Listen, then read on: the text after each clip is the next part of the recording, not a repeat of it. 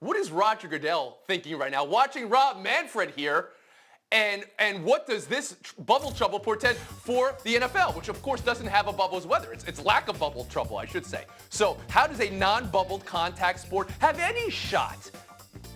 When Minnesota is announcing their trainer and infection control officer tested positive. And again, I see that as a success that they announced it, because that takes a lot to say the guy who's in charge of this is testing positive right now. Yeah. Here's news of the day from football. You're looking at New England right here. They had half a dozen players. They basically had half of their defense opt out of the season. And the numbers, they're going up by the hour. It's almost 24 players in the NFL opting out.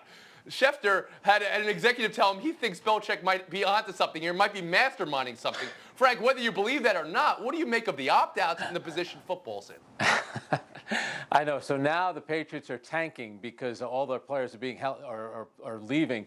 Meanwhile, if they didn't have any players, people would have said, I see Bill Belichick. He really doesn't care about the health of his players. I don't know what the Patriots are up to. Somehow it'll work out for them. But I think Dante Hightower, this is a terrific player. He's important to their defense. And Tony, I think you'll see more players follow his lead and decide to sit out. Remember, he'll still get some portion of a salary, about $150,000. Then his contract, he's in the final year of his deal, that'll kick over to next season. Dante Hightower, Patrick Chung, and again, I'm not exaggerating here. Half of the Patriots' defense, which was so good last year, is opting out. Pablo, Torre. What do you think when you hear that, and what position is the NFL in?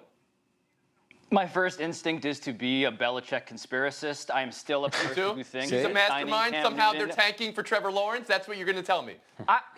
I'm just saying, you sign Cam Newton 5 minutes before the Bengals Spygate punishment is announced. That doesn't seem coincidental. This would not be a thing that is above Belichick's sort of brain. But the reason I think it's probably something more pedestrian is because if these guys have fears, if they have fears about flying same day into cities, which is one of the solutions for all the logistical chaos, if they have concerns about whether any of the rules about distancing will be enforced or even apply, and we're seeing in baseball, by the way, there aren't yet punishments for the on-field protocol transgressions, which is its own bucket of chaos.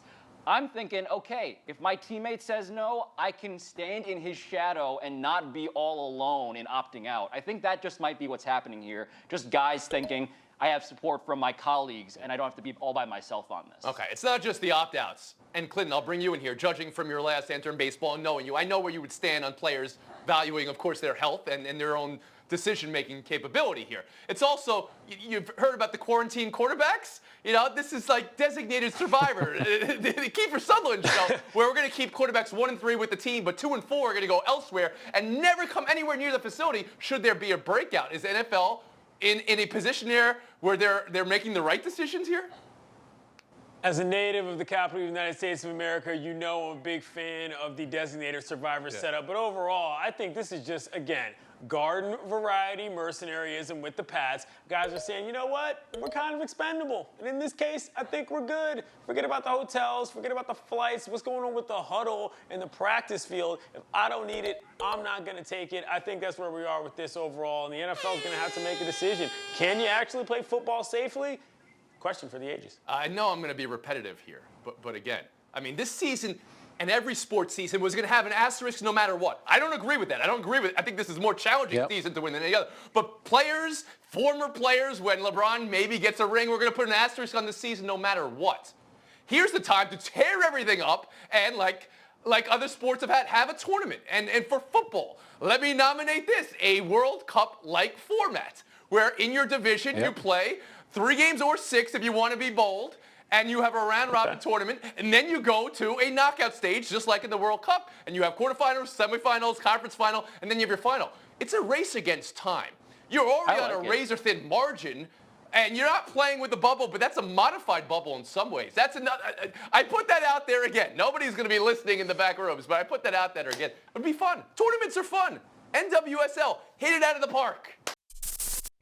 Thanks for watching ESPN on YouTube. For live streaming sports and premium content, subscribe to ESPN+.